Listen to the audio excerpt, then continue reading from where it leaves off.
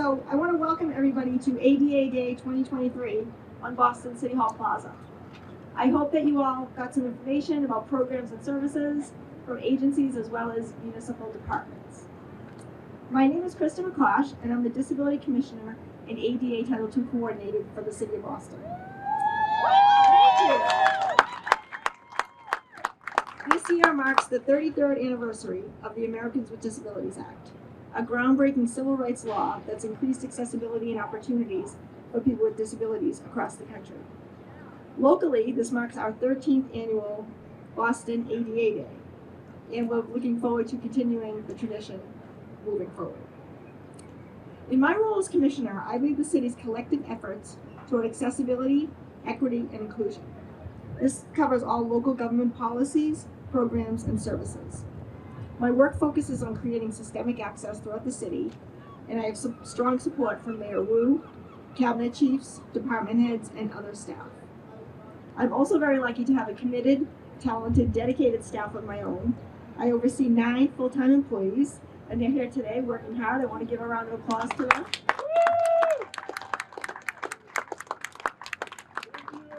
I also want to give a big shout out to my Disability Commission Advisory Board, some of whom are sitting next to me. This is a volunteer board made up of 13 residents with disabilities or those who are family members of disabilities, and they raise issues of importance to my office about what's happening in their communities. Big round of applause for the advisory board. So every year at ADA Day, we choose a partner to recognize for their outstanding work in increasing accessibility and inclusion. This year, we are honoring the Boston Streets Cabinet for their commitment to ensuring accessibility of the changing infrastructure on sidewalks throughout the city. Boston is committed to a greener, climate resilient, and healthier city. And part of this includes changes to the curb, such as bike lanes, electronic vehicle charging stations, and outdoor dining. Our department has been involved in all these conversations to ensure accessibility is prioritized. And that's why we're recognizing Chief Yasha Franklin Hodge today. The chief will be up to speak later on in the program, but right now I want to turn it over to my cabinet chief, Mary Angeli Solis-Severa. Thank you, Kristen. Good afternoon, everybody. Buenas tardes. No, try it again. Buenas tardes. My name is Maria Angeli. I use she, her pronouns. I'm the Chief of Equity and Inclusion, and I have the honor to grow as a leader alongside Commissioner Kristen McCosh and her amazing, talented, kind team that is the Disabilities Commission. And I'm going to ask all of you to please give a round of applause for getting us to where we are today. I am successful because we are a team, a diverse team of people with different lived experiences, different talents, as well as different ideas on how to ensure that we are moving forward as a city without leaving behind our most historically excluded communities. The disabilities community is one that I hold very dear to my heart. I'm a former educator, and I had to very much work with families to ensure that we were implementing IEP plans in different classrooms and learning opportunities. And now I get to do this for the entire city under the leadership of this incredible commission. I ask for those of us who are in this space as people who are just being welcome, as allies, to think about who in your communities and who in your families have a disability, and that you make space for them. Nobody should be assimilating to the status quo. We should be creating spaces that are better for everyone with or without a disability. Thank you all, have a good day. And without further ado, I get to pass it on to the coolest mayor that the entire country has. Mayor Michelle, come on, please. Gracias, Chief. Thank you so much. I'm so grateful for the leadership of Commissioner McCosh, who has been shaping this city for a very long time and making sure that we're following the lead of our community members and residents. And thank you to all the members of the Disability Commission Advisory Board for joining us here today, helping organize a wonderful event, and for all that you do day in and day out for our communities as well. I'm really excited to stand alongside our Chief of Streets, Yasha Franklin Hodge, our City Council President, Ed Flynn, City Councilors, Julia Mejia, and let me see, and Erin Murphy, and okay, so I'm trying to see around, and all of our colleagues on the City Council. I'm looking out and seeing many members of our city team in the audience here today, supporting and doing this work and also being in community. And would you all please also join me in thanking our interpreters today for all that you do to keep our residents informed and connected.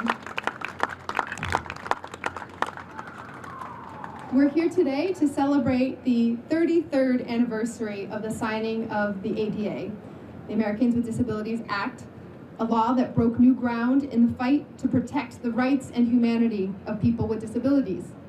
The law requires that our public spaces and services be accessible to all people. But Boston has never been a city satisfied with just meeting the minimum requirements.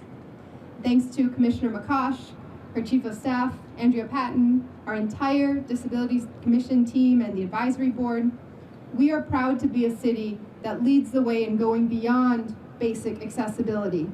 Our goal, the standard we set for ourselves, is to create fully inclusive spaces and services for all of our residents, especially and including our residents with disabilities. From our schools, parks, and playgrounds, to voting locations, closed captioning practices, and job opportunities.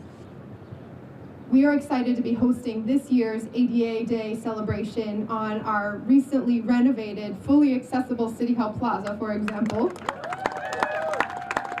And I want to thank everyone who had a role in giving feedback and helping to shape the literal rebuilding of the People's Plaza and the doorstep to your building, where so many important services should be, and we strive to be accessible to all.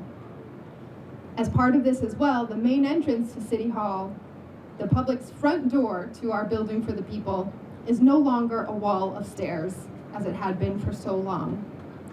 All of our residents deserve more than just access to services. We deserve to be able to access them with ease and dignity in every language, every ability, and to make sure that no matter what community we're representing, we can come as our full selves. So I want to thank you all for making sure that Boston continues to lead the way. We have a lot of work to do still, and we look forward to doing it in partnership. And before I pass it on to our colleagues on the City Council to introduce themselves and say a few words as well, I have the huge honor of giving the proclamation today. So the recognition today, as you heard, is for our Streets Cabinet, and an official proclamation from the City of Boston, whereas the Streets Cabinet of the City of Boston is made of the Boston Transportation Department, the Public Works Department, the Boston Public Improvement Commission, Boston Bikes, and others. Whereas the Streets Cabinet is committed to building and maintaining sidewalks, curb ramps, roadways, and intersections to be safe, accessible, and prioritizing our residents. And whereas the Streets Cabinet is actively growing the city's network of bus lanes, bike lanes, and accessible paths of travel to build a more connected, more sustainable, and greener Boston. And whereas the Streets Cabinet works closely with the Boston Disabilities Commission to increase accessibility on Boston's public rights of way for pedestrians with physical, sensory, and communication disabilities. And whereas the Streets Cabinet has meaningfully improved the daily lives of pedestrians in every neighborhood as a champion of accessibility, equity, and inclusion for Boston residents of all abilities, now therefore we do hereby proclaim July 18th, 2023 to be Boston Streets Cabinet Day in the City of Boston. Thank you so much, Yasha, for all that you and your team do.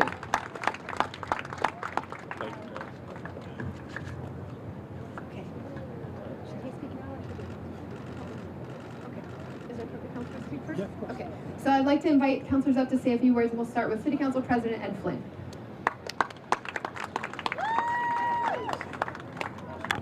Thank you, Mayor Wu, and honored to be here with the mayor and with my neighbor in South Boston, Kristen McCosh, someone who I've known since we were little kids and always admired and respected Kristen.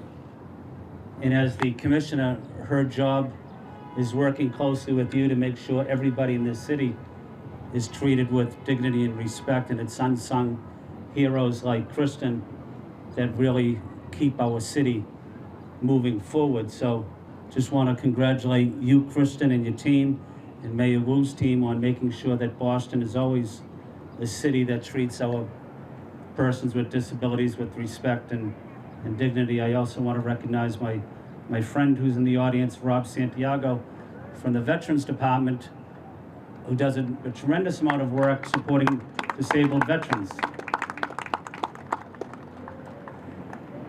And let me just leave you with two quick stories.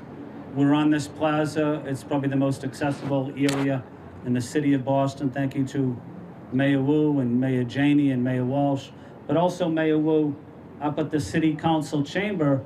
At one time, that area was not accessible, as you know. And it was through Mayor Wu's work as the City Council president that we were able to make that accessible for all.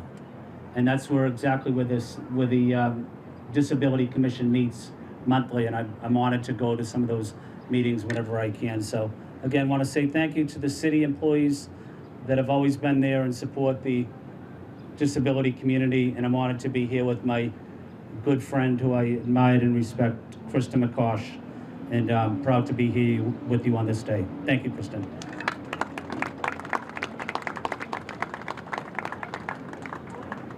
At this time, let me introduce my colleague, City Councilor Erin Murphy, and then City Councilor Julie Mejia.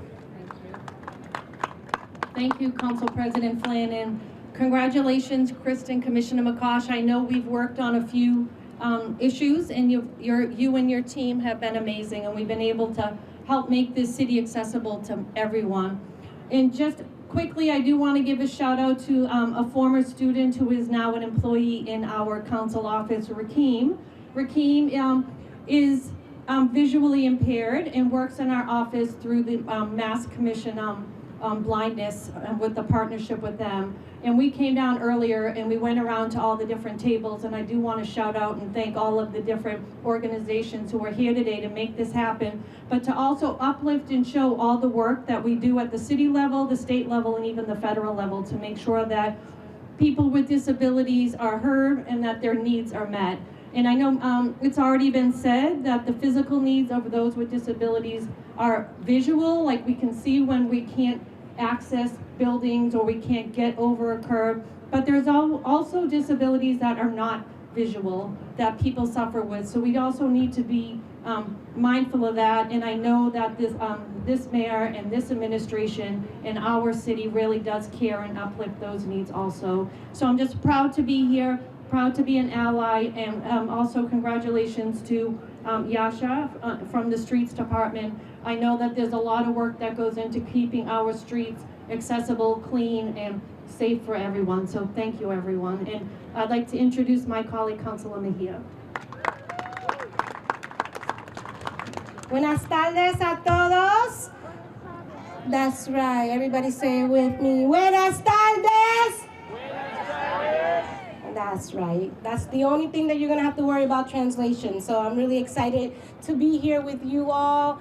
I often talk about and think about this whole notion of what all means all is all about. It's recognizing the power of all of us, recognizing that we all bring our little rough edges to the spaces and places, but not only being tolerated and celebrated, but also embraced, and understanding the power that we bring into every space that we walk into or every voice that we uplift, and recognizing that when we're thinking about disabilities, when we're thinking about action, when we're thinking about what this moment is, it's not just about a day, it is about a movement. And it's about recognizing the importance of this work. And I'm so incredibly grateful to Mayor Wu for not only just creating space for all of us to really be able to have access, because that's one part of it, but to really recognize the greatness of all of us. So I just want to thank Mayor Wu and her team for this day. And I also want to uplift that on the council, alongside my council colleague, Councilor Ed Flynn, we on the City Council have named a resolution recognizing the month of July as Disability Pride Month in the City of Boston.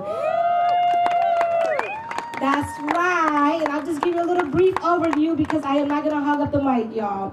So basically, just a few little excerpts from this resolution that we're going to be reading on the council floor tomorrow that we did in partnership with the commission is: diversity is a fundamental aspect of our society that should be celebrated and embraced.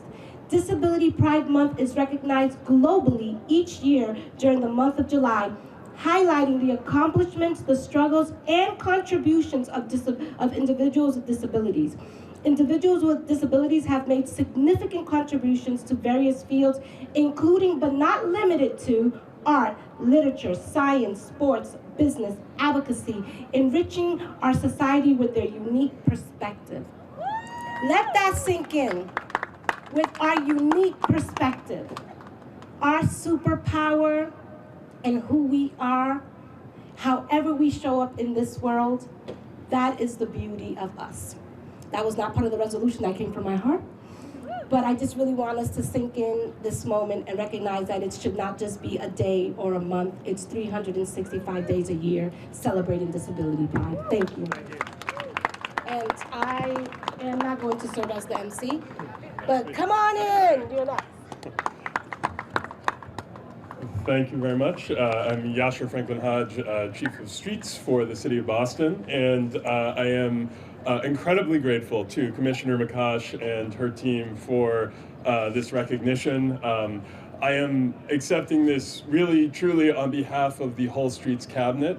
The work that the commissioner spoke of and that we have been doing is not something that came about all of a sudden one day. It is the work of many, many years of building relationships, of learning from the Disabilities Commission, of creating models for how we work together so that the needs of people in Boston with disabilities are not just an afterthought or a thing that we accommodate after the fact, but are designed in from day one when we plan a project. And this has sort of been, I think, over time, as this relationship has developed, we've learned to do things differently. We've created new designs. We've learned to change our process. I will say, it is now the norm when we start a new project. One of the first calls that we make is to the Disabilities Commission. When it's the middle of winter and Commissioner McCosh calls to tell our Public Works Operations team about an issue with snow clearance in front of a building with residents with disabilities, that's the first call that gets answered and responded to. We've built over time this sense of trust and shared purpose around making sure that our streets work for everyone. And so I want to talk a little bit about some of the things that we have done, but I also want to just start by acknowledging that we have a lot of work left to do. We are by no means done, and we can see it in sidewalks that sometimes are not as smooth or as passable as they need to be. Wintertime can be a challenge for people with disabilities or any kind of mobility limitation to move through the city. So we know we have more to do. And so while I want to acknowledge and talk about some of the things we've done, this is a long-term commitment that our cabinet has to continue this work. What our goal is fundamentally is universal streets that just work, no matter who you are, no matter how you travel. And so where that plays out, when we start a project to design a bus corridor with maybe new areas for boarding, how do we make those places that are comfortable, that are dignified, that are accessible for everyone? When we build a bike lane that maybe changes the curb, how do we ensure that people who need access to that curb can have it, and that we've designed that into the projects? Even smaller things like our outdoor dining program or our EV charging program, all of these have implications for people with disabilities, and all of these require intention to make sure that they are done right and that the result is something that benefits all members of our community. One of the places we spend every year a tremendous amount of focus is around our crosswalks and our curb ramps. Last year we brought 1,600 curb ramps into compliance with the Americans with Disabilities Act and the associated standards. This is work that will continue for many years. We have a long ways to go, but we are building that muscle and that capacity to make these changes year over year, every year. We also announced the switch from what are basically plastic tactile panels on those curb ramps to cast iron. That's going to be rolled out over the course of the next year, but what we've learned is that if we can build a perfect crosswalk, but if it falls apart after a year or two, it's not serving the job it needs to serve. So we're making changes based on what we've learned to those materials. We're making other changes like adding audible pedestrian signals at our crosswalks so that people with visual impairments can know when and where it's safe to cross. And we've increased the amount of work we do to keep our curb ramps and our crosswalks clear of snow during the winter, adding in some cases hundreds of pieces of equipment after a major storm to go back after the plowing is done and make sure that people can walk or roll through our intersections and across the street safely. The other area of focus for us is safety on our streets. People with disabilities are unfortunately more likely to be injured or killed in a traffic crash, especially when they are on the sidewalk or in a crosswalk. And so we're trying to build safer streets throughout the city. We announced recently a safety surge program that will bring speed humps to many of our residential streets in Boston. The prioritization for this work is based on demographic factors of risk, including percentage of older adults, percentage of children, percentage of people with disabilities, making sure that we're going to the places with the people who are most at risk, that we're getting there first. The additional things that are happening around safety, we're improving our traffic signals to make it easier and safer for people to cross. We're making raised crosswalks a more common feature in the city. This is something that is incredibly beneficial from an accessibility perspective, as it keeps the crosswalk at the same height as the adjacent sidewalk. It also has safety benefits as it slows down cars. It keeps the crosswalks clear in the winter. So as I said, we know that there's more to do, but we are really proud of the legacy of working with the Disabilities Commission and people in the disabilities community to build new ways of work, to make new standards for the design of city streets. We will keep building on that and keep investing in the places where we're not where we need to be yet. And so I just want to close by, again, thanking first my team, in particular the Public Works Operations team, the Public Works Engineering and Construction teams, the Policy and Planning team that designed so many of our new projects. I want to thank the Disabilities Commission and Commissioner McCosh and her staff for all of the partnership. And I think what if there's one thing we've learned in the decades since the Americans with Disabilities Act was passed, it is that universal streets that work for everyone, streets that work for people with disabilities are streets that work better for everyone. And so we're going to keep doing that work to keep building these streets and making these changes here in Boston. So thank you very much.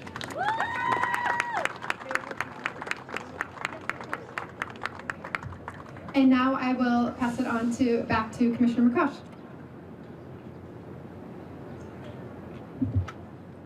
Thank you, Mayor Wu and Chief Mary Angeli Solis-Severis and Chief Yasha Franklin-Hodge.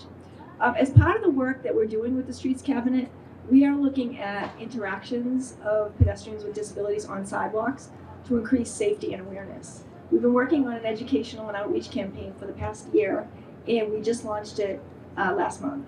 So I want to introduce one of my staff to come and talk about the campaign and let you know how you can get involved, and also watch out for posters and messages that you can share. Colleen?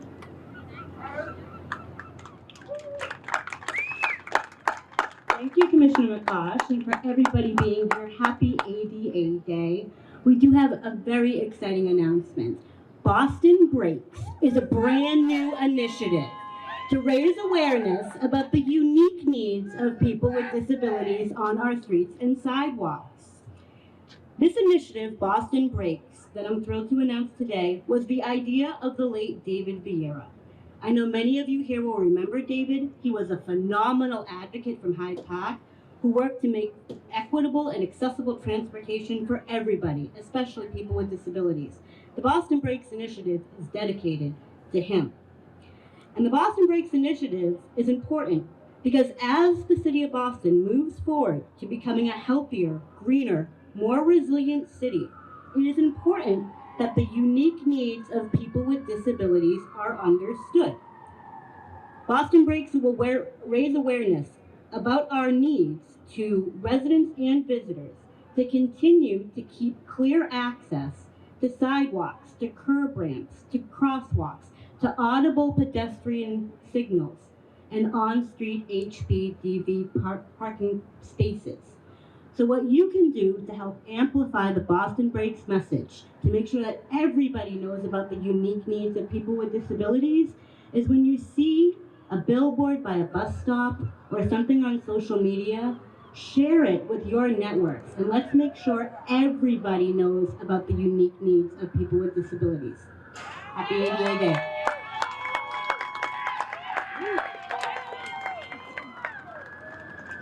Thank you, Colleen. And Colleen is running point for outreach on the campaign.